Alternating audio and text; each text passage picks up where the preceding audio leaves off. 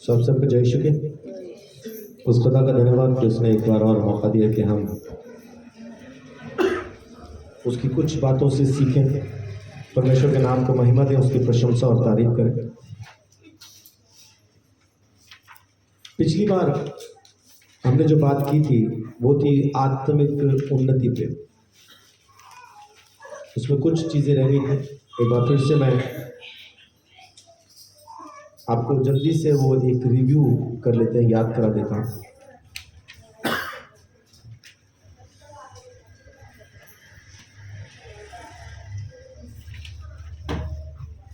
जो शुरू की शिक्षा है उसी में अटके ना रहे, है ना। वो हमने पढ़ा था इब्रानियों 6 का 1 और 2 के अंदर कि शुरू वाली शिक्षा जो है उसी में अटके ना रहे। और शुरू की शिक्षा क्या है? यीशु प्रभु है, वो जमीन पे आया, हमारे लिए मारा गया, गाड़ा गया, तीसरे दिन मुर्दों में से जी उठा। ये शुरू की शिक्षा है। बपतिस्मा लेना, हाथ रख के प्रार्थना करना, ये तमाम चीजें शुरू की बातें, उसी में अटके नहीं रहना। और दूसरा कि जड़ बहुत जरूरी होती है ना। जड़ जरूरी है, लेकिन जड़ के साथ जरूरी है कि फल भी आए। अगर जड़ पकड़ी गई है तो जरूरी है कि उसके साथ फिर फल भी आने चाहिए।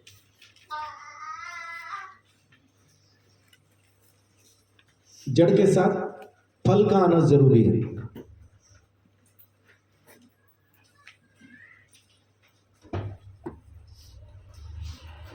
अगर फल नहीं है तो जड़ का कोई फायदा नहीं है। मेरे घर के पीछे एक नींबू का पेड़ है, उसकी जड़ें इतनी फैली हुई हैं कि बहुत दूर तक गई हैं, लेकिन उसको काट दिया गया है, ऊपर वो है ही नहीं कुछ, तो उसकी खाली जड़ें ही हैं। फल जैसी कोई बातचीत है नहीं, फल है नहीं तो उस जड़ का कुछ फायदा नहीं। वचन स्पष्ट कहता है, हे इजराइलियों, तुमने अगर जड़ पकड़ी है तो तुम्हारे अंदर फल भी होना चाहिए। ये शायद 37 का 33 में हमने पढ़ा। और एक बहुत अच्छा पैसेज हमने पिछली बार पढ़ा था, इफिसियों 4 का 15 में। ये पिछली बार का बोल रहा हूँ सारा, ये सारा पिछली बार का ही कह रहा हूँ कि सब चीजों में बढ़ो, सब चीजों में बढ़ो, हर एक की चीज में बढ़ो। इफिसियों 4:15 कहता है हर चीज में बढ़ो, सब चीज में बढ़ो। और फिर अनुग्रह पर अनुग्रह, विश्वास पर विश्वास, माने अनुग्रह में बढ़ो, मजबूत हो जाओ, अनुग्रह को समझो, सीखो। विश्वास जैसा अब्राहम ने अपने अंदर पैदा किया तुम भी करो, अपने विश्वास को बढ़ाओ। और किस तरह से विश्वास बढ़ता है उस चीज के लिए प्रैक्टिस करो। धार्मिकता पर धार्मिकता, जयवंत से भी बढ़कर। ये पिछली बार हमने कुछ चीजें सीखी जो आत्मिक उन्नति के लिए जरूरी है। इस बार कुछ डिसिप्लिन, कुछ अनुशासन हम सीखते हैं आत्मा में बढ़ने के। अगर आपको किसी चीज में बढ़ना है तो अनुशासन बहुत जरूरी है। अगर आप डिसिप्लिन में हैं तो इसका माने है कि आप बढ़ रहे हैं, इसके माने है कि आप सीख रहे हैं। और अगर आप डिसिप्लिन तोड़ते हैं, डिसिप्लिन में नहीं है, तो इसका मतलब है कि फिर आप बढ़ नहीं रहे, फिर आप बढ़ना भी नहीं चाहते, क्योंकि आपको अनुशासित किया जाना आपको पसंद नहीं, अनुशासन में रहना आपको पसंद नहीं, डिसिप्लिन में रहना आपको पसंद नहीं आ रहा, तो फिर आत्मिक उन्नति होगी नहीं, वो कभी नहीं हो पाएगी। तो कुछ चीजें जो आत्मिक डिसिप्लिन से ताल्लुक रखती हैं, एक बार देखते हैं। सबसे पहली चीज, परमेश्वर के वचन में उसकी समझ में बढ़ना जरूरी है। दूसरा तिमोथियस 3 का 16-17।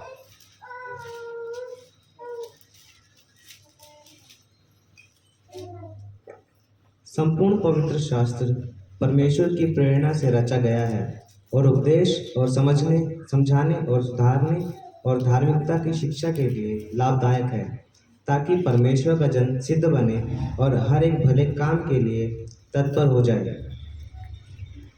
इसको एक बार फिर से पढ़िए तो जरा धीरे धीरे। 3:16 क्या कहता है? संपूर्ण पवित्र शास्त्र परमेश्वर की प्रेरणा से रचा गया है। पहली चीज, संपूर्ण पवित्र शास्त्र।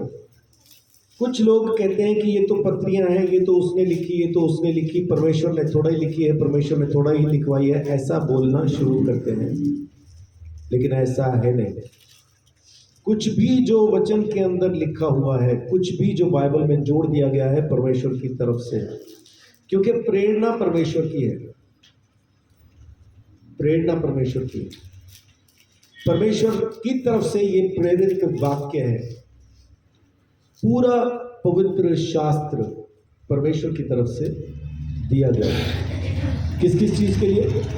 और उपदेश, पहली चीज उपदेश देने के लिए, समझाने, दूसरा समझाने के लिए। देखिए, उपदेश जो कि प्रचार या कुछ भी शिक्षा जो दी जाती है, आप उसको लो ना लो दिक्कत नहीं, लेकिन वो परमेश्वर की तरफ से। आपको नहीं लेनी, वो आपकी अपनी समस्या है। वचन परमेश्वर का है, उपदेश परमेश्वर का है। किस लिए दिया जा रहा है? ताकि समझाया जा सके। मेरी हर एक गलती के लिए बाइबल में एक वचन है। हम बाइबल में से खाली आशीष के वचन ढूंढते हैं। प्रभु अनुग्रह करेगा, प्रभु आशीष देगा, प्रभु बढ़ा देगा, प्रभु ये कर देगा, प्रभु तोप बना देगा, वही पढ़ते हैं। उन्हीं को हम अपने स्टेटस में या जहां कहीं भी हम उसको यूज करते हैं, वैसे से ही वचन यूज करते हैं, है ना? कि परमेश्वर हमें तोप खाना बना देगा, पूरा हम उड़ा देंगे, सब खत्म कर देंगे, ऐसा। लेकिन परमेश्वर का वचन और भी बहुत कुछ कहता है। वो कहता है कि मैं जानता हूं, मैं तुझे पहचानता हूं, है ना? मन फिरा तो मैं तेरी तरफ आऊंगा, तू मेरी तरफ फिर, तब मैं तेरी तरफ फिरूंगा। परमेश्वर का वचन वो भी कहता है। जो कुछ मैं कहता हूं, यीशु मसीह क्या कहता है? यदि तुम मुझसे मोहब्बत करते हो तो मेरी मानोगे, और अगर मेरी नहीं मान रहे तो वो स्पष्ट कर देता है, साफ कर देता है कि मोहब्बत जैसी कोई बातचीत है नहीं। यीशु कहता है कि अगर तुम मुझसे मोहब्बत रखते हो तो मेरी बातों को मानोगे। दूसरा कोई कारण नहीं है बात मानने का, सिर्फ एक कारण है, और वो है मोहब्बत, वो है प्रेम प्रभु यीशु मसीह के साथ। आप इसीलिए बात मानते हैं क्योंकि मोहब्बत करते हैं, और अगर मोहब्बत नहीं करते तो बात नहीं मानते। स्पष्ट। कौन किसकी बात नहीं मानता? वो उसकी बात नहीं मानता जो उसको नहीं जानता। फिरौन के पास परमेश्वर ने मूसा को भेजा, लेकिन फिरौन ने मूसा की बात क्यों नहीं मानी? क्योंकि फिरौन का कहना था, कौन परमेश्वर, कौन यहोवा, मैं यहोवा को नहीं जानता, इसलिए तुम्हें जाने नहीं दूंगा। तो आप उसकी बात को नहीं मानते जिसको आप नहीं जानते हैं, सिर्फ उसी की मानेंगे जिससे आपको मोहब्बत है। सबसे पहली चीज, वचन क्या कहता है? उपदेश के लिए, समझाने के लिए, और सुधारने के लिए, और धार्मिकता की शिक्षा के लिए लाभदायक है, और धर्म की शिक्षा के लिए फायदेमंद है। सुबह उठ के खाली पेट, माने बासी मुंह जिसको हम कहते हैं, सुबह उठ के बासी मुंह पानी पिया करें, फायदेमंद है। आप ये चीज खाना छोड़ दें, फायदेमंद है। आप वो चीज खाना शुरू करें, फायदेमंद है। वचन क्या कहता है? परमेश्वर का वचन फायदेमंद है। अगर हम उसकी बातों को सुनना, मानना, समझना, उस पर चलना शुरू करें तो फायदेमंद है।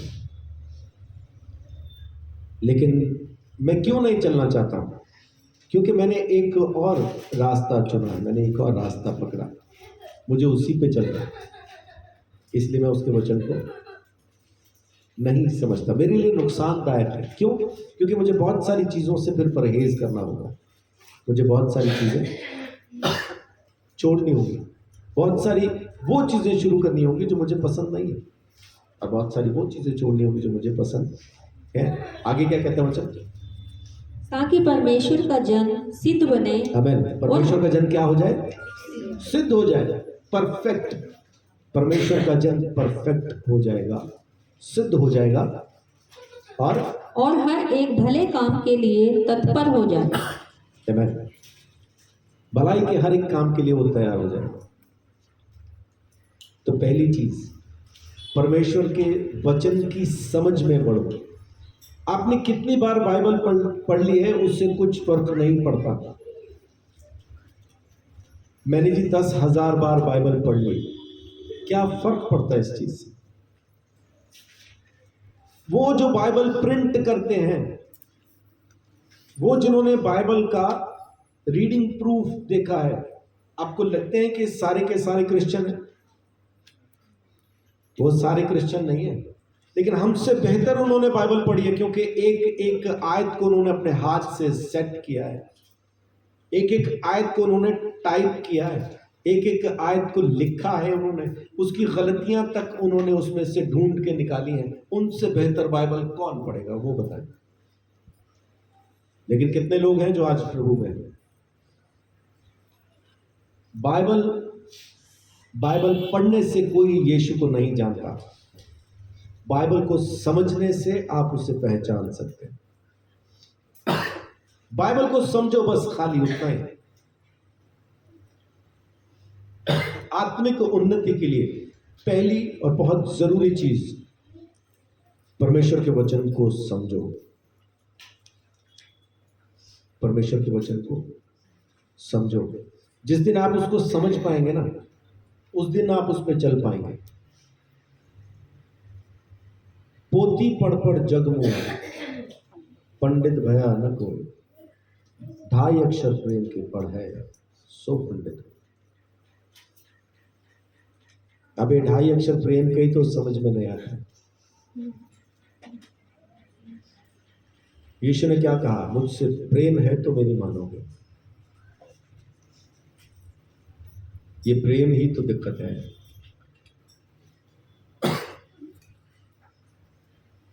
प्रेम, प्यार, मोहब्बत, इश्क, जुनून, ये शब्द इतनी बार इस्तेमाल हुए कि अपने माने खो दिए लोग। ये शब्द इतनी बार इस्तेमाल हुए कि लोगों ने इसका अर्थ ही खो दिया, समझ के बाहर हो गया है असल में प्रेम क्या है। प्रेम वो है जो परमेश्वर ने मुझ जैसे गुनहगार से किया। क्या कमाल की चीज है ना उस खुदा की। मुझ जैसा पापी कहता है जो मेरे मन में आता है, और वो परमेश्वर होने के बावजूद भी, सर्वशक्तिमान होने के बावजूद भी वो उन बातों को मान लेता। और एक मैं हूं कि उसने इतनी मोहब्बत मुझसे की, और वो मुझे कुछ कहता है, मुझसे माना नहीं जाता। तो पहली चीज, वचन को समझ लीजिए। दूसरी, यानी जब आपको आत्मिक उन्नति में बढ़ना है तो प्रार्थना में भी बढ़े। पहली चीज क्या? वचन की समझ में बढ़ना। Growing in biblical understanding Hindi में, परमेश्वर के वचन की समझ में बढ़ो, पहला। दूसरा, प्रार्थना में बढ़ो। मनीष को यीशु मसीह को जानते या यीशु मसीह के बारे में सुनते कितने साल हुए? जब से समझ पकड़ी है सुनता ही आ रहा है। क्यों? क्योंकि BOH में छोटे छोटे थे जब ये BOH में जाने लगे। ब्रिज ऑफ होप, एक मसीही संस्था, वो सुन रहा है, लेकिन सुनने के साथ उसने यीशु मसीह को नहीं देखा, उसने स्टाफ को देखा। स्टाफ क्या करता है? तो वो BOH के स्टाफ को जानता है, यीशु को नहीं जानता। BOH का स्टाफ यीशु कभी भी नहीं था, या यीशु के जैसा कभी नहीं था। लेकिन अब क्यों यीशु मसीह उसको दिखाई दे रहा है इतने साल के बाद, और उसमें आके वो शाबाशी नहीं दे रहा, यीशु मसीह ने मनीष को जो सीधा संदेश दिया वो ये दिया है कि तू मेरा मजाक उड़ाने वालों में से एक है। कोई खास अच्छा संदेश नहीं है,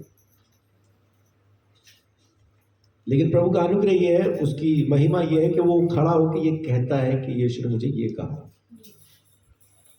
हम ऐसी बातें बोलते नहीं हैं।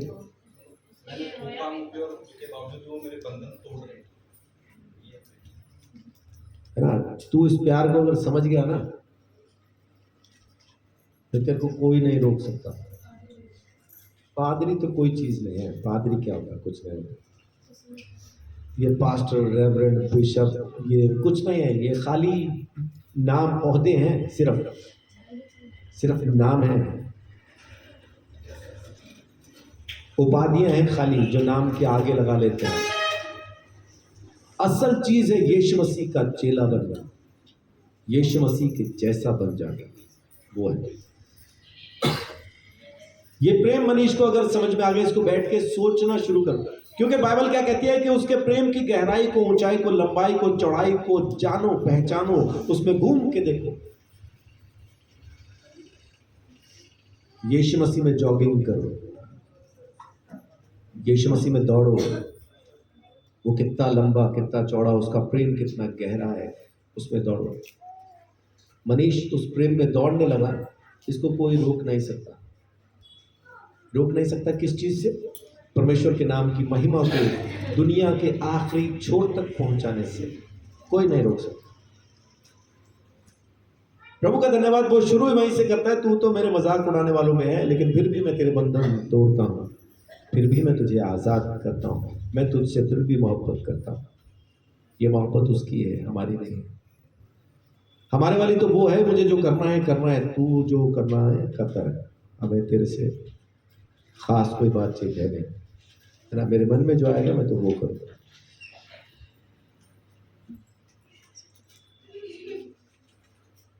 प्रार्थना के अंदर अब क्यों बड़ा मनीष? क्योंकि अब उसकी शादी हुई है। शादी होने से दो चीजें हुई। एक, वो जो परिवार में बैठ के इधर की उधर की, इसकी उसकी चीजें बोल बोल के हंसा करता था, वहां से निकला है ना, क्योंकि अलग कमरा मिल गया ना उसको। मैं ये नहीं कह रहा उसका परिवार कितना खराब है, देखो बच गया, मैं ये कह रहा हूं वहां से निकला है। अब वो वहां पे बैठ के आलतू की फालतू की बातें नहीं करता। एक कमरे में, वहां उसकी बीवी उसके साथ है, और दोनों ने मिलके एक चीज पे सहमति करी, हम मिलके प्रार्थना शुरू करते हैं। अब जब मनीष प्रार्थना में बढ़ने लगा, कमाल की चीज क्या है कि मनीष प्रार्थना में बढ़ रहा है, वचन में बढ़ रहा है। तो जब वो प्रार्थना में बढ़ रहा है तो यीशु मसीह भी उसकी तरफ को बढ़ता है। यीशु मसीह आ जाता, खड़ा होता, बंधनों को तोड़ देता। अभी कितना टाइम हुआ इस चीज को? थोड़ा नहीं, दिन पता होने चाहिए तुझे, हादसा किस दिन हुआ था।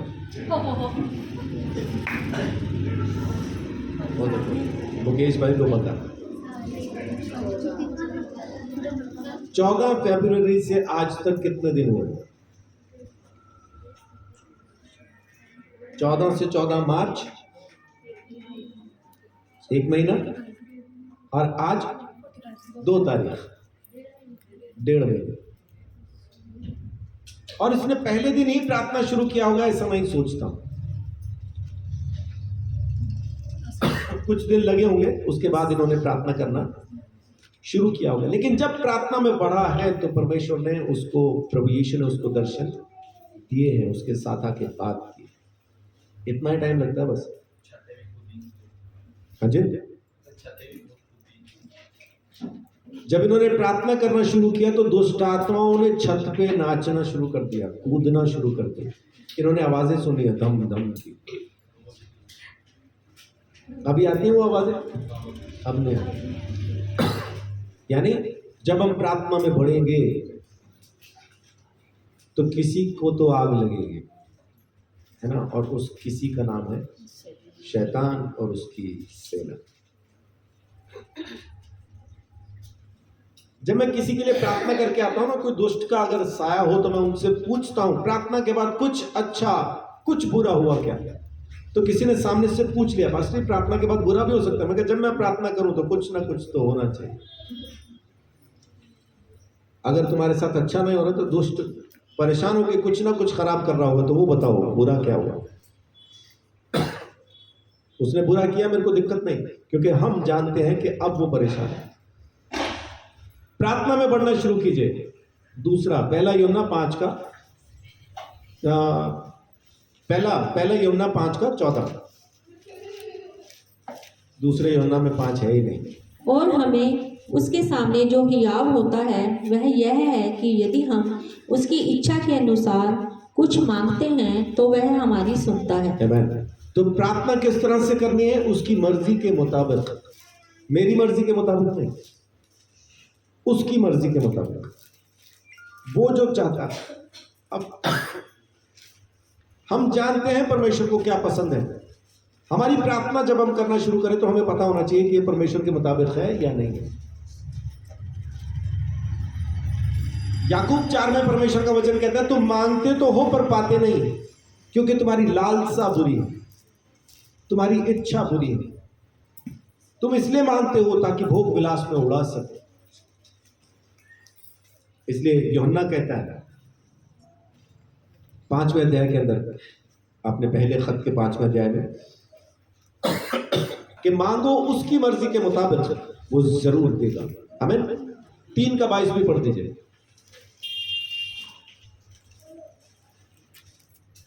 और जो कुछ हम मांगते हैं जी। वह हमें उससे मिलता है, क्योंकि हम उसकी आज्ञाओं को मानते हैं और जो उसे भाता है वही करते हैं। आमीन। जो मांगते हैं वो मिलता है, कारण क्या? कि हम उसकी आज्ञाओं को मान रहे हैं और जो उसको पसंद आ रहा है ना वो कर रहे हैं। जो उसको पसंद आता है। ये किसके लिए करते हैं आप? कि जो उसको पसंद आया आप वही करें, जो उसको पसंद ना हो आप ना करें, चाहे कुछ भी क्यों ना हो जाए आप नहीं करोगे। ऐसा किसके लिए करते हैं? सिर्फ उसके लिए जिससे आपको सच्ची ईमानदारी के साथ आपको उससे मोहब्बत है, उसी के लिए करेंगे। नहीं तो दुनिया पड़ी है, दुनिया पड़ी है, आपको जाने क्या क्या कहती है, आपको सबकी मानने की जरूरत महसूस नहीं होती। सिर्फ उसी की मानेंगे जिससे आपको सच में प्रेम है। और बाइबल कहती है कि हम उसकी मानते हैं, ये उसको पसंद आता है, तो जो कुछ हम मांगते हैं वो भी देता है। यानी एक्शन और रिएक्शन ये बराबर होते हैं, साइंस कहते हैं। आप जो करेंगे वो आपको वापस मिलना है। परमेश्वर से आप प्रेम करके उसकी बात को मानते हैं, वो पहले से ही आपसे प्रेम करता है, वो भी फिर आपकी बात को मान के वही करता है जो आपने मांगा। आमीन। आप परमेश्वर की बातों पे चलना, उसकी बातों को मानना शुरू कीजिए। उसके बाद आप मांगो जमीन के ऊपर की कोई शय, कैसी भी चीज, अगर ना दे तो मुझे बोलो। लेकिन करना क्या है? आप अपनी, देखिए परमेश्वर ने अपनी मोहब्बत कैसे प्रकट की? यूहन्ना 3:16, क्योंकि परमेश्वर ने ये अपना इकलौता पुत्र, ये उसने मोहब्बत दिखाई है। वो अपनी मोहब्बत कैसे दिखाता है? कि अपना इकलौता पुत्र दे देता है। अगर मुझे अपनी मोहब्बत परमेश्वर को दिखानी हो तो मैं क्या करूंगा? आगे मानो, कहीं लिखा है ये? हाँ जी, कहीं लिखा हुआ है? कहाँ? यूहन्ना में, पहला यूहन्ना 5 में।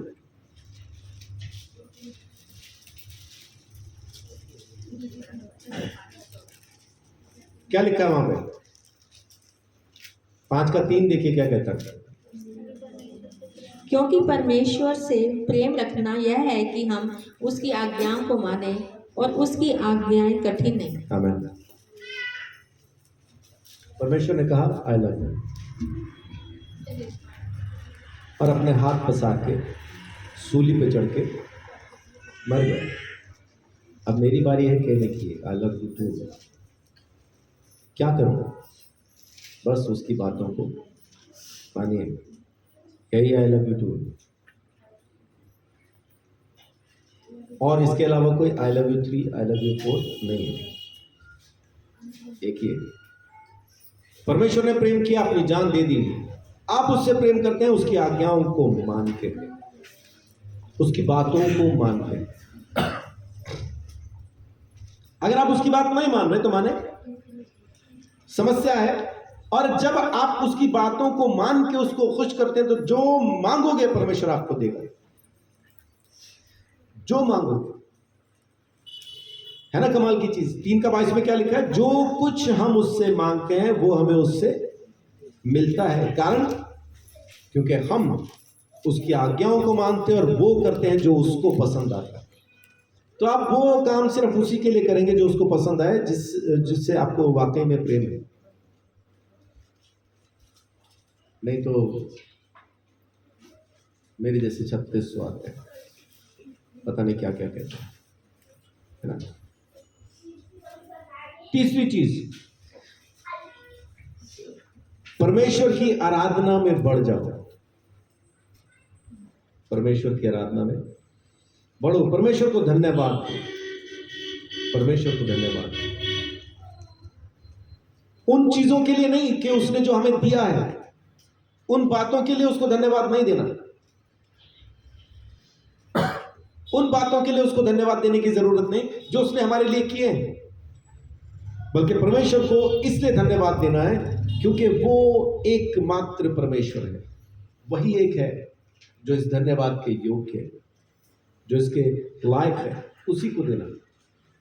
प्रकाशित वाक्य 4:11,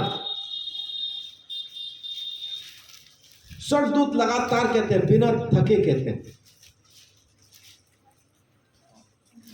पवित्र पवित्र पवित्र सर्वशक्तिमान परमेश्वर जो था और जो है और जो आने वाला है। हमें देखिए तो क्या कहता बच्चों। हे हमारे प्रभु और परमेश्वर, तू ही महिमा और आदर और सामर्थ्य के योग्य है, क्योंकि तू ही ने सब वस्तुएं सृजी और वे तेरी ही इच्छा से ही और सृजी गई। तू ही है इसके योग्य कि हम तेरी महिमा करें, तेरी प्रशंसा, तेरी तारीफ करें।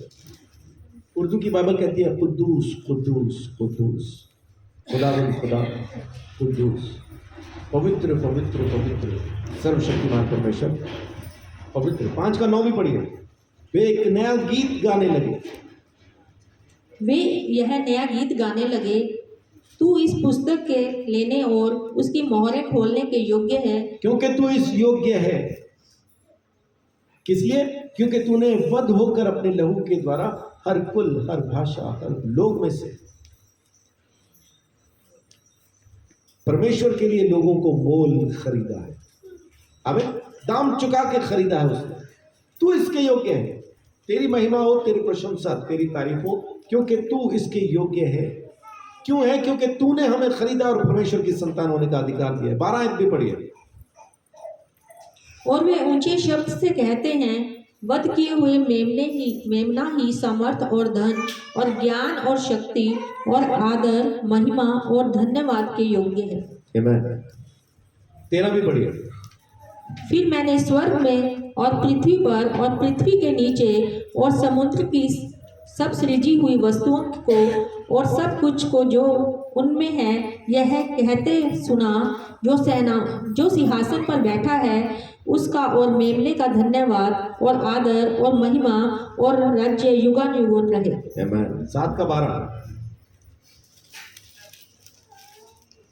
आमीन। हमारे परमेश्वर की स्तुति हो, महिमा हो और ज्ञान और धन्यवाद और आदर और सामर्थ्य और शक्ति युगानुयुग बनी रहे। आमीन। आमीन। तो परमेश्वर को धन्यवाद, परमेश्वर की महिमा इसलिए नहीं करनी क्योंकि उसने हमारे लिए बहुत कुछ किया। परमेश्वर की महिमा, परमेश्वर को धन्यवाद इसलिए देना है क्योंकि वो इसके योग्य, वही है जो इसके योग्य है। अगर कोई किसी चीज के लायक ना हो, हम नहीं देते हैं उसको, लेकिन अगर है योग्य तो हम जरूर उसके लिए वो करते हैं जो उसको समझ में आए, जो उसको पसंद आए, जिसके लिए हम उसकी महिमा कर सकें, तारीफ कर सकें, उसे हम उसे शुक्रिया अदा कर सकें। सो उस खुदा की महिमा करें, उसकी प्रशंसा और तारीफ करें, क्योंकि वो इसके योग्य है। वो सच में आदर के योग्य है, सच में महिमा के योग्य है। आपको आत्मिक जिंदगी में बढ़ना है तो जरूरी है कि आप बाइबल के वचन की समझ में बढ़ें, प्रार्थना में बढ़ें और परमेश्वर को परमेश्वर जान के धन्यवाद देना शुरू करें। कैथरीन कुलमन एक ऐसा नाम जिसने मसीहियत के अंदर इतिहास रच दिया। वो जब लोगों के लिए प्रार्थना करती थी तो प्रार्थना नहीं करती थी, परमेश्वर को महिमा देती थी। तो इसके योग्य है, यही कहती है। जन्म से बहरी एक लेडी उसके सामने खड़ी थी, लड़की थी या औरत थी मुझे याद नहीं, लेकिन खड़ी थी। अब जो बहरा होता है वो गूंगा ऑटोमेटिकली होता है। ऐसा क्यों? कहानी खराब है, बोल तो सकता ही है, फिर क्यों बहरा गूंगा ही होगा? क्योंकि उसको पता ही नहीं दुनिया क्या बोलती। मैं एक ऐसे परिवार में, एक ऐसे मतलब परिवार नहीं, शब्द थोड़ा गलत हो गया, एक ऐसे घर में मैं पैदा हुआ जहां पे नाटे नाटे लोग और बहरे गूंगे थे। उनके यहाँ पे कोई लड़का पैदा होकर बचता नहीं था, उस घर को ऐसा श्राप था। नारनौल की बात है। उस घर में मेरे माँ बाप ने मकान किराए पे लिया और वहां पे मैं पैदा हुआ। तो जब मैं वहां पैदा हुआ तो उन्होंने पूछा मेरे मामा से, ऐसा करके पूछा, लड़की है या लड़का है? तो मेरे मामा ने ऐसा करके जवाब दिया।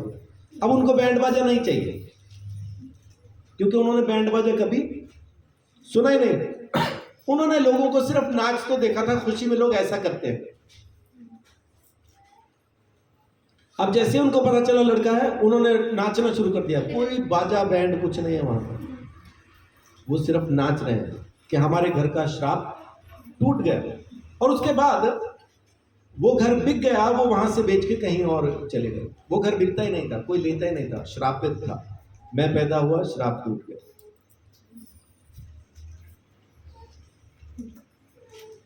तो मैं श्रापित घर की पैदाइश हूं,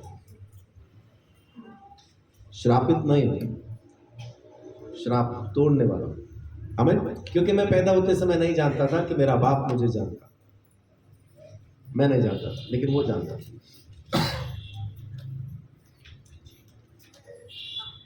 परमेश्वर के नाम को सिर्फ महिमा दीजिए, उन चीजों के लिए नहीं जो उसने आपको दी है, सिर्फ इसलिए क्योंकि वो इसके योग्य है।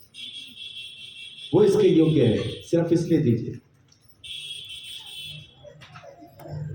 उसके बाद चौथी चीज,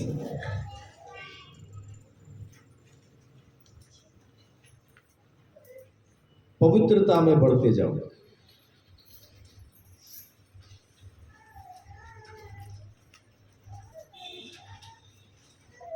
पवित्रता में बढ़ने के लिए शुरुआत कहां से होती है? पवित्रता में बढ़ने के लिए शुरुआत है शरीर के कामों से निकल आना। गलातियों 5:19 से लेके 21 तक शरीर के काम लिखे। हमारी जिंदगी में एक हो सकता है, दो हो सकते हैं, मेरे जैसे की जिंदगी में सारे के सारे हो सकते हैं, लेकिन वहां से निकल के आना जरूरी है। ये शुरुआत है। पवित्र जिंदगी की शुरुआत कहां से होती है? जब आप शरीर के गुनाहों से अपने आप को निकाल के लेके आते हैं, वो पवित्र जिंदगी की शुरुआत है। आप वहां रहना नहीं चाहते, आपको पसंद नहीं है, आप वहां से निकल आना चाहते हैं। आपको पवित्रता में बढ़ना है, आपको आगे जाना है, एक ही जगह में रहना नहीं है, आपको आगे बढ़ना है। और दूसरा कुरिन्थियों 7:1 पढ़िए।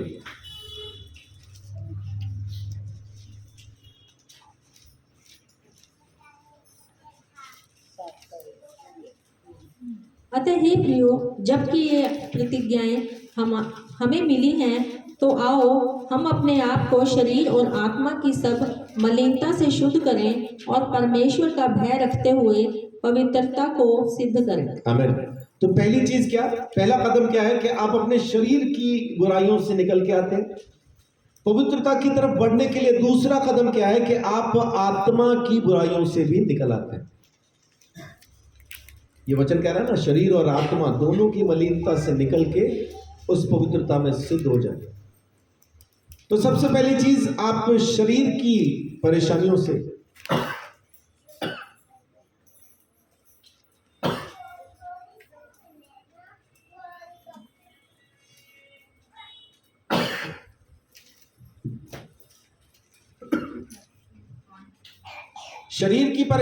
पहला निकलते हैं।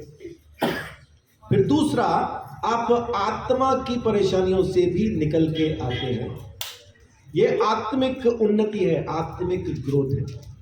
If you are not teachable, मतलब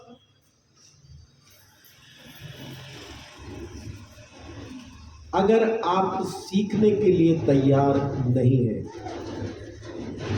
बहुत सारे ऐसे स्टूडेंट मैंने देखे हैं जो सीखना नहीं चाहते। वो सामने से तर्क करते हैं अपनी बात को सही साबित करने के लिए। इसका मतलब है कि वो सीखना नहीं चाहते। Some students are not teachable. आप उनको सिखा ही नहीं सकते, क्योंकि वो सामने से ना अपने किए हुए काम को जस्टिफाई करने के लिए अपने कारण बताते हैं। मैंने ये चीज इसलिए की है। इसका मतलब है कि आप सीखना नहीं चाहते। जो सीखना नहीं चाहता, परमेश्वर उसको एक तरफ कर देता है, क्योंकि आपको सीखना नहीं है। लेकिन अगर सीखना है तो आप पहला कदम करते हैं, माने शरीर के कामों से निकल के आते हैं। और फिर दूसरा, आप आत्मा की बुराइयों से भी निकल के आते हैं। कारण न बताएं। कल रात, मनीष के कहे के मुताबिक कल रात सुबह 4 बजे, तो कल भोर के समय में, यानी आज भोर के समय में, आज ही की बात है, यीशु मसीह जब उसको सिखा रहा था कि तू किन में आता है, सामने से वो तर्क करना शुरू कर देता। मुझे तो इतने साल हो गए चर्च में जाते, मैं तो वर्शिप टीम का हिस्सा हूं, मैं तो सामने बैठ के बैंड बजाता हूं सबकी। तो क्या सीख पाता? वो खामोश रहा, चीजों को मानता गया। हाँ प्रभु, तू सच कहता है, मैं ऐसा ही हूं, मैं ऐसा ही हूं, मैं ऐसा ही हूं। यीशु सिखाता गया, वो सीखता गया। हम पहले ही कदम पे, पढ़ा हुआ पहले से है, समझ में आ जाए। हम अपने पहले ही कदम पे अपने कारण बताना शुरू कर देते हैं। वो तो ये हो गया था, इस वजह से वो हो गया। वो चाहे कुछ भी क्यों ना हो, परमेश्वर के सामने खड़े हो के आप कारण नहीं बता सकते। मैंने ये चीज इस वजह से की है, आपने की है, खाली बात उतनी है। परमेश्वर ने आदम को आवाज दी, आदम कहां है? एक चुटकुला सुना था, बिब्लिकल जोक।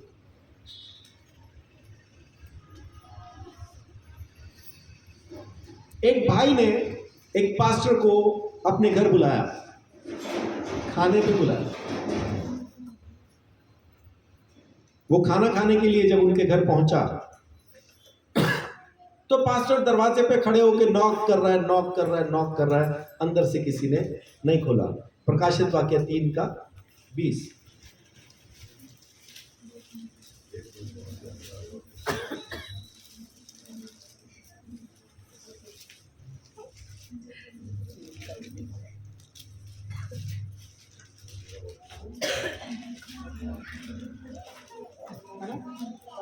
देख, मैं द्वार पर खड़ा हुआ खटखटाता हूँ। यदि कोई मेरा शब्द सुनकर द्वार खोलेगा तो मैं उसके पास भीतर आकर उसके साथ भोजन करूँगा और वह मेरे साथ। जी, ये पर्ची लिख के पास्टर उसके दरवाजे के नीचे से सरका के आ गया, क्योंकि उसने दरवाजा नहीं खोला। अब ये भाई नहा रहा था, दरअसल इसको आवाज सुनाई नहीं थी। अब इसने जब वो पर्ची पढ़ी कि ओ पास्टर जी तो आके चले गए, तो ये भी पास्टर के घर गया, पास्टर उनको नहीं मिला, ये भी एक पर्ची रख के आ गया। उत्पत्ति 3:10।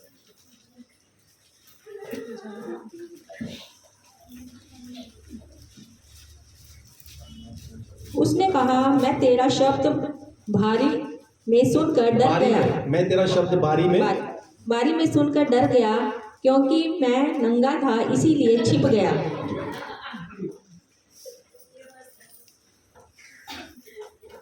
तर्क नहीं करना, परमेश्वर को कारण नहीं बताना। परमेश्वर ने पूछा आदम से क्यों छुप गया, ये नहीं पूछा। परमेश्वर ने उसको आवाज दी, कहां है, उसको बोलना चाहिए मैं यहां हूं। वो कारण बता रहा है मैं छुप क्यों गया। परमेश्वर को कारण नहीं चाहिए, परमेश्वर ने जो पूछा है उसका सीधा जवाब चाहिए। और फिर वो कहता है क्या तूने वो फल तो नहीं खा लिया जो मैंने मना किया था? फिर भी नहीं बोल रहा हां जी खा लिया। अब सीधा इल्जाम परमेश्वर पे है, तूने ये जो स्त्री दी, तूने जो ये स्त्री दी, इसने दिया तो मैंने खाया। इसका कहने का मतलब है जब तक मैं अकेला तेरे साथ था कभी खाया क्या? नहीं खाया ना। ये औरत जो तूने दी है इसने खिलाया तो खाया। परमेश्वर के सामने कारण न बताए। आपके पास आज्ञा न मानने के 36,000 कारण हैं, आज्ञा मानने का सिर्फ एक कारण है, मोहब्बत। तोड़ने के तो 3600 कारण है। ये हो गया था, वो हो गया था, इस वजह से, उस वजह से, उसको अच्छा लगा, उसको बुरा लगा, उसको ये ना हो जाए, उसको वो ना हो जाए, ऐसा ना हो, वैसा। 3600 कारण है। 100 भी हटा दीजिए, 36,000 कारण। मानने का सिर्फ एक, मोहब्बत।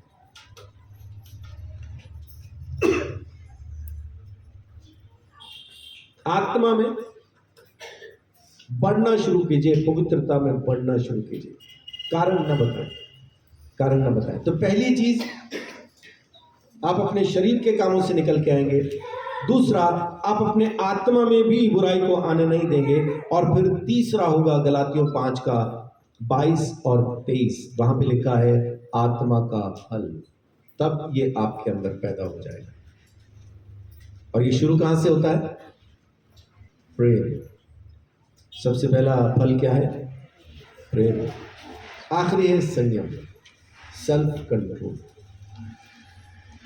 प्रेम और आत्म संयम आ गया तो बाकी के सारे जो गुण हैं वो अपने आप बीच में फॉल डाउन करते हैं।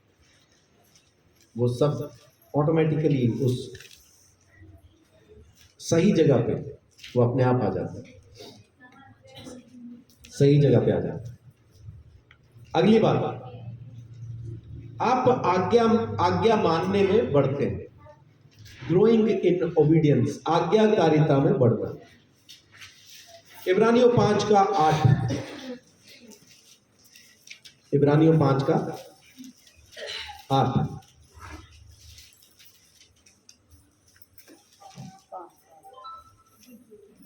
पुत्र होने पर भी उसने दुख उठाकर आज्ञा मानने सीखी। प्रभु यीशु मसीह को आज्ञा मानना सीखने में क्या दुख उठाना जरूरी था? आज्ञा मानना सीखने के लिए दुख उठाने का मतलब क्या है?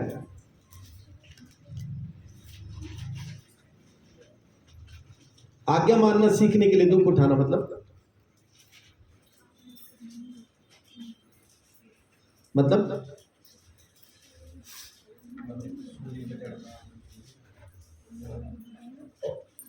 आज्ञा मानने के लिए दुख उठाने का मतलब है मुझे वो चीजें माननी पड़ेंगी जिसको मानने के बाद मैं रोऊंगा, तड़पूंगा, चिल्लाऊंगा, कुड़कुड़ाऊंगा। मुझे ये नहीं करना, मुझे ये नहीं करना। क्योंकि हम जो नहीं करना चाहते, जब वो करने के लिए कहा जाए तो उसको मानना बड़ा मुश्किल होता है। यीशु मसीह ने कौन सी आज्ञा मानने के लिए दुख उठाया? यीशु मसीह के लिए कौन सी आज्ञा ऐसा मुसीबत थी, ऐसी परेशानी थी कि रो रो के उसको आज्ञा माननी पड़ी? अक्सर लोग क्या सोचते हैं कि उसको अपनी मौत से परेशानी थी, है ना। वहां पे कहता है ना, शरीर तो दुर्बल है, आत्मा तैयार है। लेकिन शरीर मरने के लिए तैयार नहीं था, आत्मा मरने के लिए तैयार नहीं था। वहां पे जो बात यीशु कह रहा है ना कि शरीर दुर्बल है, तो दुर्बल किस चीज के लिए था? जब परमेश्वर उसको त्याग देने वाला था, चिल्ला के यीशु ने एक ही बात कही, हे मेरे परमेश्वर, हे मेरे परमेश्वर, तूने मुझे क्यों छोड़ दिया? मुझे दूसरी आयत बताएं पूरे चारों सुसमाचारों में से ढूंढ के, जब यीशु मसीह ने किसी और जगह पे अपने बाप को परमेश्वर कह के बुलाया। यीशु मसीह ने इस जगह के अलावा कहीं उसको परमेश्वर कहा या सब जगह पे पिता कह के बुलाया? यहां पे पिता कहते हुए क्या दिक्कत है उसको? क्योंकि यहां पे बाप और बेटे का रिश्ता खत्म हो गया था। कारण अगर एक बच्चा मेरी गोद में है, मैंने किसी को, चलिए यूं आते हैं, मैंने किसी को गले से लगा रखा है और अब किसी दूसरे को मुझे गले से लगाना है, तो करना क्या होगा? इसको हटाएंगे तभी दूसरा गले से लग सकता है। इसको हटाए बगैर दूसरा गले से नहीं लगेगा। तो परमेश्वर ने यीशु मसीह को हटाया, किस लिए? ताकि मुझे अपने गले लगा सके। आमीन। ये आप अपने लिए भी कह सकते हैं। जिस किसी ने यीशु को अपना प्रभु स्वीकार किया है, परमेश्वर ने उन सबको अपने संतान होने का अधिकार दिया है। यीशु मसीह सूली पर चढ़ने से पहले परमेश्वर का इकलौता पुत्र कहलाया, और सूली पर चढ़ने के बाद जब मुर्दों में से जी उठा, तब वो पहलौठा कहलाया। पहलौठे का मतलब है कि इसके बाद भी और है, मैं हूं, आप हैं। यीशु मसीह कभी नहीं चाहता था कि परमेश्वर उसको त्याग दे, उसको छोड़ दे, लेकिन परमेश्वर ने छोड़ दिया। और जिस घड़ी छोड़ा, यीशु मसीह को वो टूटा हुआ संबंध बर्दाश्त नहीं हुआ, जिससे आप असल में प्रेम करते हैं ना। जब वो ऐसा आपके साथ कुछ करे तो बर्दाश्त के बाहर होती है बातचीत। यीशु मसीह उसको बर्दाश्त नहीं कर पाए, इसलिए चिल्ला के कहा, उसके मुंह पे थूका नहीं चिल्लाया, उसकी दाढ़ी नोची नहीं चिल्लाया, उसको कोड़े मारे नहीं चिल्लाया, उसके सारे कपड़े उतार के पब्लिकली उसको नंगा कर दिया, नहीं चिल्लाया, उसको सूली पे लटका दिया, वो नहीं चिल्लाया। यीशु मसीह चिल्लाया सिर्फ एक जगह पे, जब वो कहता है, एली एली लमा शबक्तनी, हे मेरे परमेश्वर, हे मेरे परमेश्वर, तूने मुझे क्यों छोड़ दिया? तो यीशु ने अगर मेरे लिए वो दुख उठाया कि अपने बाप के साथ उसने रिश्ता तोड़ दिया है, तो हम कितने परेशान हो सकते हैं उन चीजों से रिश्ता तोड़ने में जो परमेश्वर को समझ में नहीं आ रही। तेरी बाप ना मोहब्बत आखिर ऐनी की नहीं गूढ़ी है।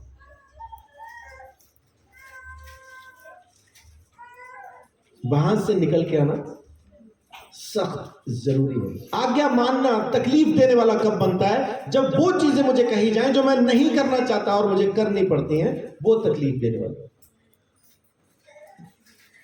तो तकलीफ उठा के, दुख उठा उठा के आज्ञा मानना यीशु ने भी सीखा। रो रो के उसने भी प्रार्थनाएं की थी उस परमेश्वर के सामने, तू चाहे तो ये प्याला टल सकता है, सब करने को तैयार हूं बाप। उसने बोला, है बाप, मैं सब करने को तैयार हूं, जो तू कहेगा मैं करूंगा, सूली पे चढ़ के मरने को तैयार हूं, मुझे कोई दिक्कत नहीं, कोड़े खाने को तैयार हूं, नंगा होके लटकने को तैयार हूं, जो तू कहेगा मैं करूंगा, बस मुझे छोड़ना नहीं। लेकिन आखिर में क्या कहता है? जो तेरी मर्जी हो उसे तू पूरा कर। और परमेश्वर ने अपनी मर्जी को किया। किसने किया पूरा? यीशु ने। कैसे किया? तकलीफ उठा के, रो रो के, चिल्ला चिल्ला के उसने उसकी आज्ञा को माना। बहुत बार हम क्या कहते हैं, आज्ञा मानने का मन तो है नहीं, फिर क्या करना मान के? यीशु मसीह का मन था क्या इस आज्ञा को मानने का? उसका मन भी नहीं था ये आज्ञा माने कि बाप मुझे छोड़ दे, नहीं था उसका मन, लेकिन तब भी मानी। आप भी मानो, आपका मन हो या ना हो, आज्ञा मानो, परमेश्वर अनुग्रह करता है। आमीन। हाँ, दुख उठा उठा के, रो रो के, तकलीफ के साथ, परेशानी के साथ, क्योंकि हम पहले क्या हैं? इफिसियों 2 का 1 से 3 पढ़िए, ये हम हैं पहले के। उसने तुम्हें भी जिलाया जो अपने अपराधों और पापों के कारण मरे हुए थे, जिसमें तुम पहले इस संसार की रीति पर और आकाश के अधिकार और हाकिम अर्थात उस आत्मा के अनुसार चलते थे जो अब भी आज्ञा ना मानने वालों में कार्य करता है। इनमें हम भी हैं, हम भी सब के सब पहले अपने शरीर की लालसाओं में दिन बिताते थे और शरीर और मन की इच्छाएं पूरी करते थे और अन्य लोगों के समान स्वभाव ही से क्रोध की संतान थे। जी, ये हम थे यीशु में आने से पहले, उस परमेश्वर को जानने से पहले यही हम थे। लेकिन अब परमेश्वर ने अनुग्रह किया है, हम अपने कर्मों से नहीं बचाए गए बल्कि उसके अनुग्रह से बचाए गए। उसने रहम की, उसने हमारे ऊपर करम किया है, रहमत की है कि हम वहां से निकल के आए। परमेश्वर ने हमको बचा लिया, उस खुदा का धन्यवाद।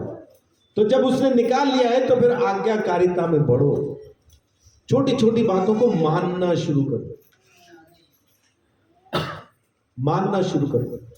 जैसे जैसे आप मानते जाओगे, आज के बाद जो छोड़ना चाहेगा हाथ वही उठाएगा, नहीं तो फालतू की कोई ड्रामेबाजी नहीं चाहिए। आज के बाद किसी दूसरे के बारे में आप बैठ के कभी किसी के साथ कोई बात नहीं करोगे जिसको सीधा सीधा चुगली कहा जाता है, और हम करते हैं। ये ना कहना कि तुम नहीं करते, और मैं जानता हूं तुमने किस किस के बारे में किए। यकीन ना हो तो पूछ लो, मैं गिनवाना शुरू कर देता हूं। बड़े बड़े संत बैठे अपने अंदर, चुगलखोर सारे।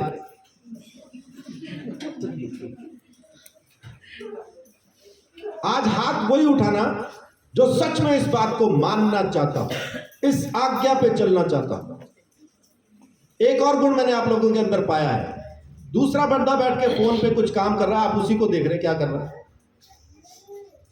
तू चिपकुला, तेरा की काम फोन होगा, बातचीत होगी, वो कर रहा है। तू कौन कि जी मैं खाम खा।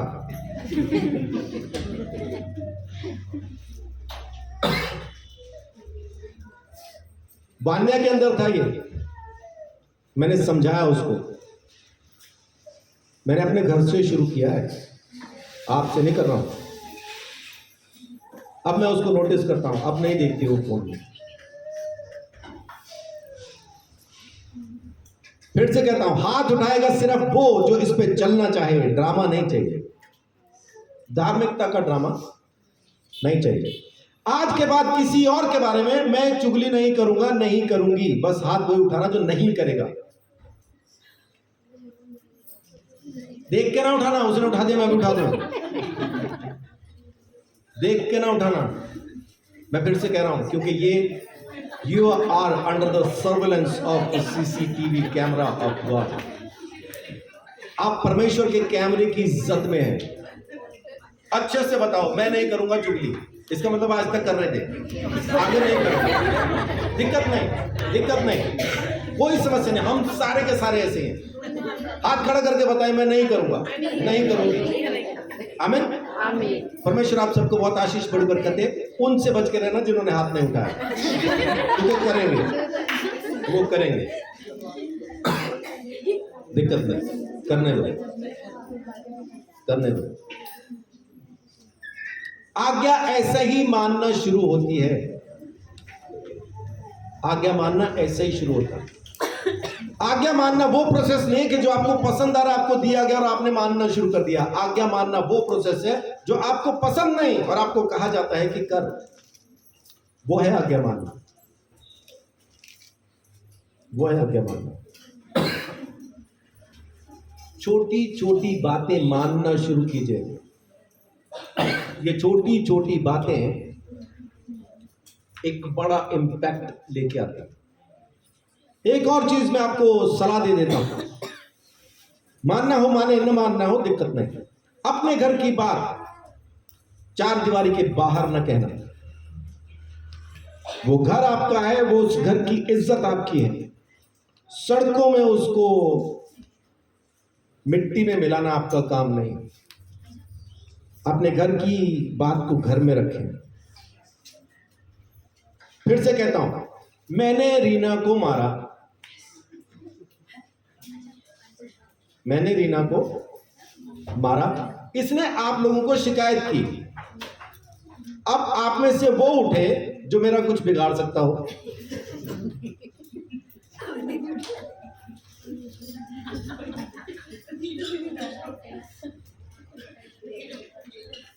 आप में से जो उठेगा ना, मेरा बिगाड़ने के लिए नहीं, उसका साथ देने को उठेगा। मेरा क्या बिगाड़ लोगे, मैं जैसा हूं मैं वैसा ही रहूंगा। कौन सुधार देगा आप में से मुझे? नहीं सुधार सकता ना। तो मेरे बारे में रीना अगर बाहर कहती भी है तो उससे मुझे फर्क नहीं पड़ता, इसलिए बाहर न कहें, क्योंकि सामने वाला सुन के आपके परिवार में शांति नहीं लेके आ रहा है। वो आपकी बात को सुनेगा, किसी तीसरे को बताएगा, वो किसी तीसरे को बताएगा कि उनके घर में तो ये होता है। और उस पर कमाल क्या होता है, मैंने अपनी आंखों से देखा, और किसी ने कुछ नहीं देखा होता, झूठ बोलते, झूठ बोलते। एक गपौड़ी था, गप हाँकने वाला, बोला मेरे दादा शिकारी थे, उन्होंने एक शेर मारा जो 20 फुट लंबा था। दूसरा बोल रहा 20 फुट का शेर कहाँ होता है यार, 20 फुट का नहीं होता शेर। नहीं कह रहा 20 का नहीं होगा, 15 का तो है ही था। तो कह 15 का भी नहीं होता। कह रहे मेरे दादा ने नाप के देखा 12 का था, अब इससे छोटा करवा दो, नाप लिया अगले ने। बहुत से लोग जब कहते हैं ना आपको आके, यही कहते हैं मैंने अपनी आंखों से देखा। झूठ बोलते हैं, वो कुछ नहीं देखा होता। उसको बोलो सामने खड़े होके बात कर, सामने आके बात कर, तो कहते नहीं सामने नहीं आएंगे। क्यों नहीं आएंगे? क्योंकि झूठ बोलते हैं, इसलिए सामने आके बात नहीं करेंगे। मेरे पास कोई आके अगर बात करता ना, पास्टर वो आपके बारे में ये कह रहा था, तो मैं उसको ये कहता हूं, तेरा नाम लेके मैं पूछूंगा कि तूने आके मुझे ये कहा कि वो ये कह रहा था। ना ना, मेरा नाम ना लेना। क्यों ना लूं? क्यों ना लूं? अगर तेरा नाम नहीं लेना तो मेरे को फिर ये मेरे लिए ना बकवास कैटेगरी में आता है। आपके पास भी यही कैटेगरी होनी चाहिए। ना तो अपनी बातों को लोगों को जाके कहें, ना लोगों की बातों को सुने। परमेश्वर की महिमा के लिए बढ़ना शुरू कीजिए, आज्ञाकारिता में बढ़ना शुरू कीजिए, वही आपकी जिंदगी में काम करेगा। और माफ करने में बढ़ना शुरू कीजिए। पहले था 7 बार माफ करो, यीशु मसीह ने कहा 7 के 70 बार माफ करो। और ये सारी जिंदगी के लिए नहीं है, रोज का है, रोज का। मत्ती 18 का 21-22 ये रोज का है। माफ करना शुरू करो।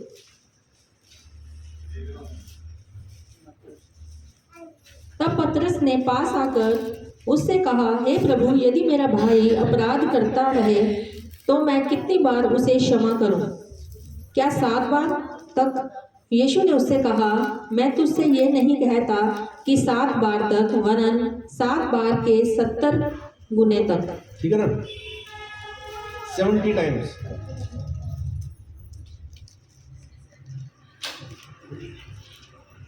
अगर मैं वेदिका से पूछूं या तन्वी से पूछूं कि 7 रेज़ टू पावर 70 कितना होता है, तो बता पाएंगे?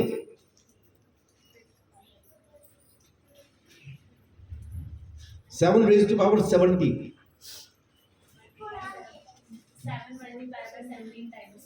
तो ये गिन पाएंगे क्या? It would be infinite. ये गिनती के बाहर हो जाएगा, कैलकुलेटर गिनेगा नहीं। 7 को 70 बार गुणा करके देखना आप आराम से बैठ के, यानी 7 × 7 1, फिर × 7 2, × 7 3, × 7 4, 5 6 7 8 9 70 तक कैलकुलेटर जाएगा नहीं। कैलकुलेटर की खोपड़ी खराब हो जाएगी बहुत जल्दी। यीशु मसीह उतना कह रहा है, हम कितना गिन लेते हैं इसको? 490 बार, क्योंकि अपनी खोपड़ी उतना ही काम करती है ना। 7 रेज़ टू पावर 70, 7 के 70 गुना, 7 के 70 गुना।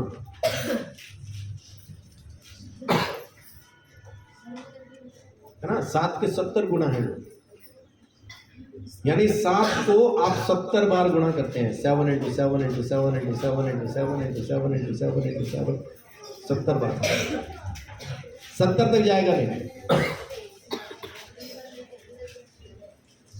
ये जाएगा नहीं।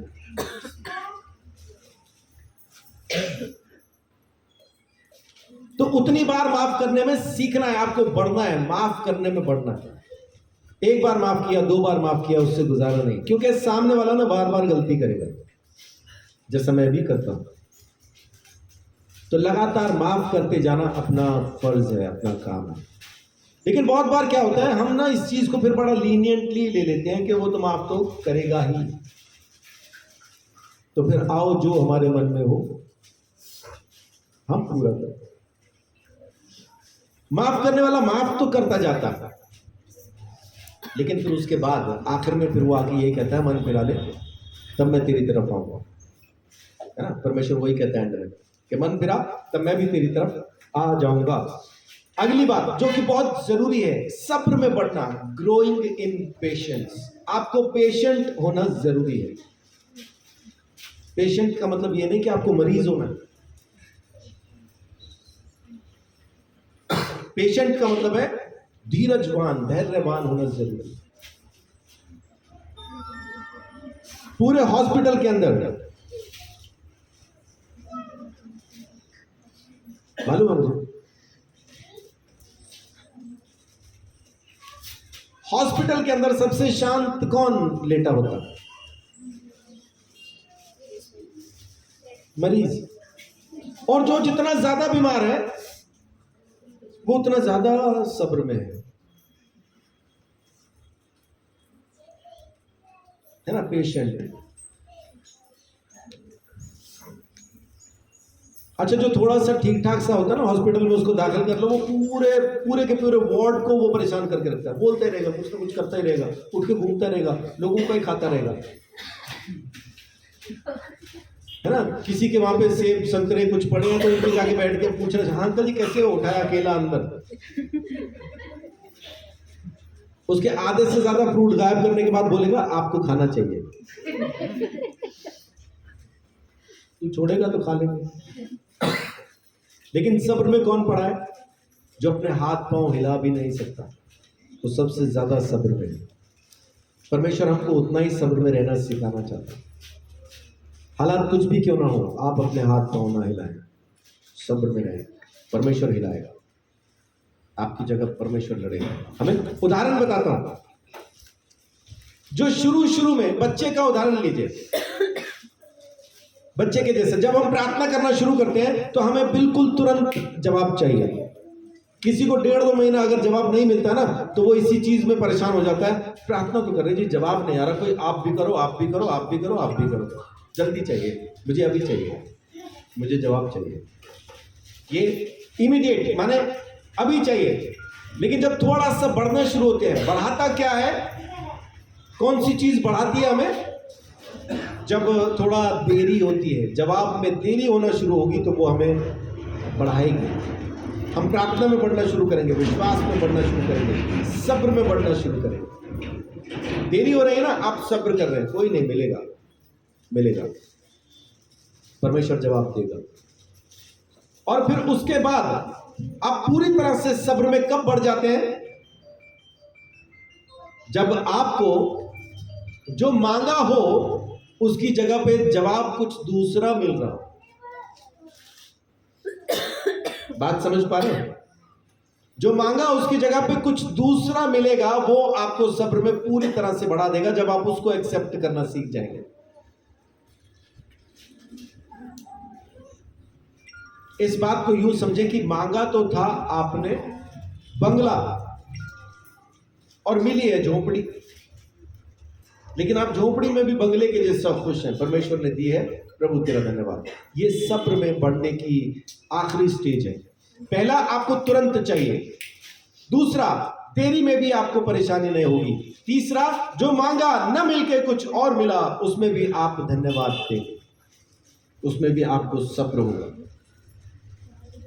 ये बहुत बार ना शादी के टाइम पे ये बात सामने आती है कोई लड़का कोई लड़की अपने लिए कुछ ऐसा पति या पत्नी मांग रहे होते हैं जो माने कमाल हो, है ना, तूफान हो। भाई लोग ऐसी पत्नी मांगते हैं माने जिसके सामने परियां भी उसके सामने फीकी लगे, वैसी मांगते हैं। अप्सरा। लेकिन मिल जाती है कुछ और, वो झाड़ू पे उड़ने वाली।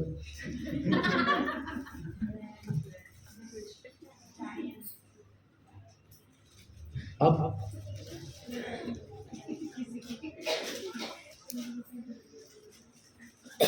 मेरा एक दोस्त है ना, उसको बीवी ऐसी चाहिए थी, हाथ लगाओ तो मैली हो, और मिली ऐसी जहां हाथ लगाती है मैला कर देती है।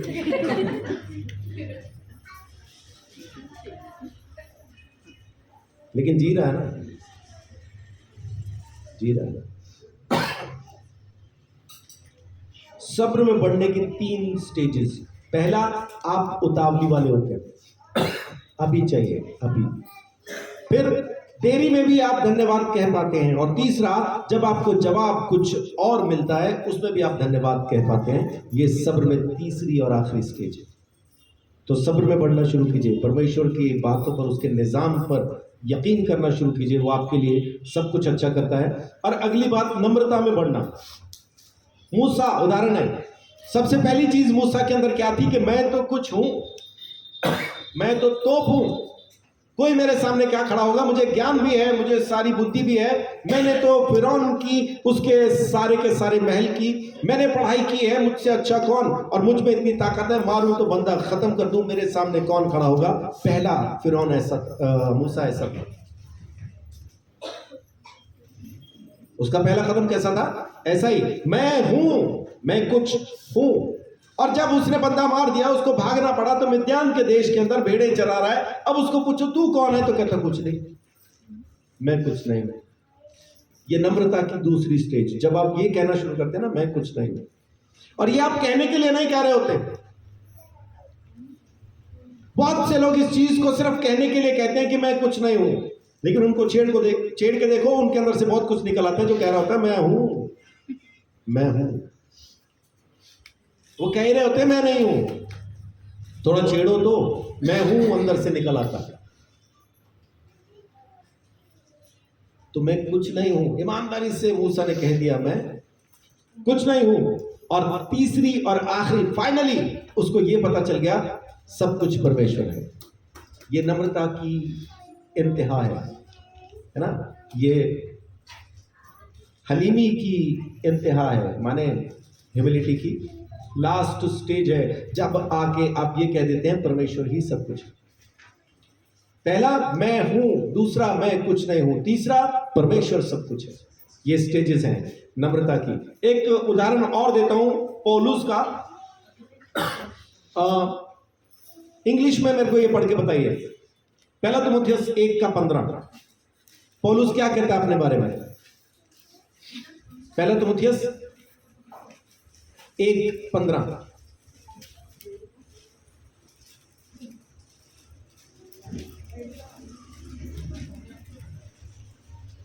इंग्लिश में है किसी के पास?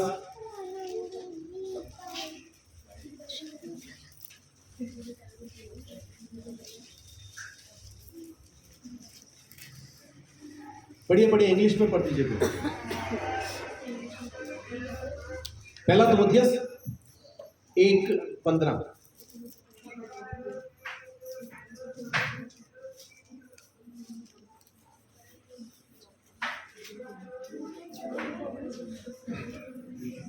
बहुत बार हम ये कहते हैं ना कि हमको ये कहने की जरूरत नहीं होती है कि मैं पापी हूं, मैं बुरा हूं, मैं खराब हूं, मैं गंदा हूं। इसकी जरूरत नहीं होती है। एक बार देखते हैं वचन क्या कहता है। This is a trustworthy saying. This is Trustworthy saying, and everyone should accept it. Christ Jesus came into the world to save sinners, and I am the worst of them all.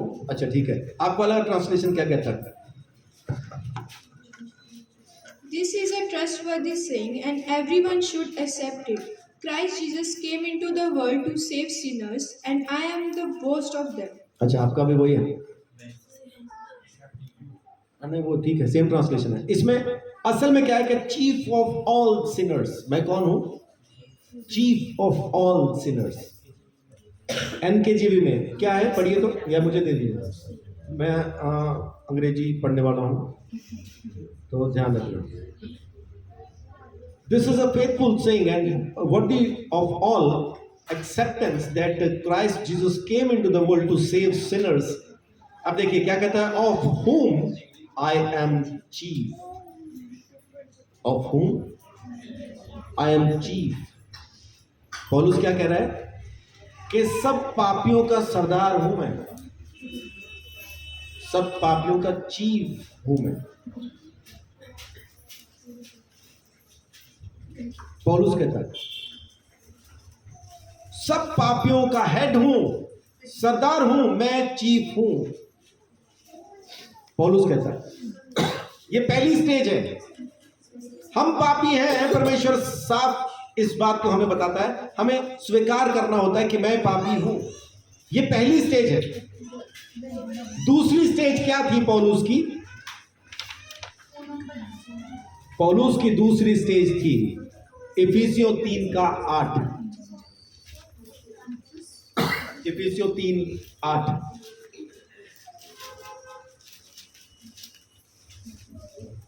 3:8।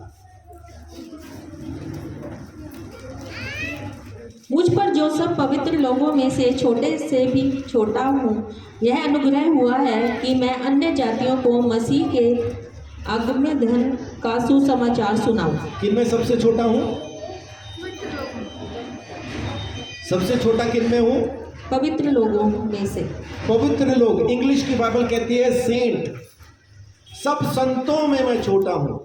पहले क्या कह रहा है? मैं पापियों का head हूं, और अब कह रहा है संतों में छोटा हूं। अब यहां पे वो ये नहीं कह रहा कि मैं सब संतों का भी हेड हूं।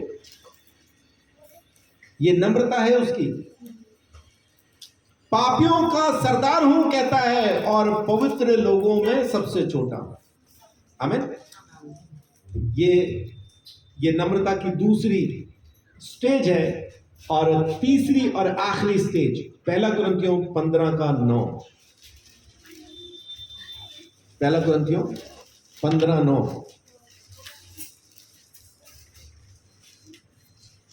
क्योंकि मैं प्रेरितों में से छोटा हूँ, वरन प्रेरित कहलाने के योग्य भी नहीं, क्योंकि मैंने परमेश्वर की कलीसिया को सताया था। जी, क्या बोल रहा है? प्रेरितों में सबसे छोटा, बल्कि प्रेरित कहलाने के योग्य भी नहीं हूं। ये आखिरी स्टेज है नम्र हो जाने की। तो अगर आपको आत्मिक रीति से बढ़ना है तो अपने अंदर कुछ अनुशासन लेके आए। पहला अनुशासन क्या है कि परमेश्वर के वचन को समझना शुरू कीजिए। हमारे पास तो पढ़ने का ही टाइम नहीं है, समझना तो हटा दो, हमारे पास पढ़ने का ही टाइम नहीं कि मैं वचन को पढ़ भी पाऊं। 1 घंटा नहीं है मेरे पास।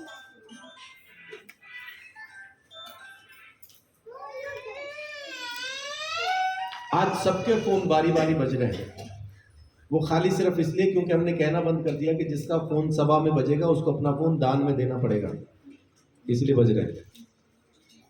तो अगली बार से वैसा ही करते हैं, जिसका फोन बजेगा उसको अपना फोन दान में देना पड़ेगा। अभी जो बजा, अगर आईफोन है तो अभी भी दे सकते हैं। पहली चीज, बाइबल की समझ में बढ़ जाओ। दूसरा, प्रार्थना में बढ़ो। तीसरा, परमेश्वर को धन्यवाद देना शुरू करो, उसकी आराधना, क्योंकि वो इसके योग्य है। चौथा, पवित्रता के अंदर बढ़ो। पांचवा, आज्ञाकारिता में बढ़ो। छठा, माफ करने में बढ़ो। सातवां, सब्र में बढ़ो। आठवां, नम्रता में बढ़ो। ये डिसिप्लिन अपने अंदर लेके आए, ये अनुशासन अपने अंदर लेके आए, तो आप आत्मा में बढ़ना शुरू कर देंगे। आमीन। कितने लोग आत्मा में बढ़ना चाहते हैं?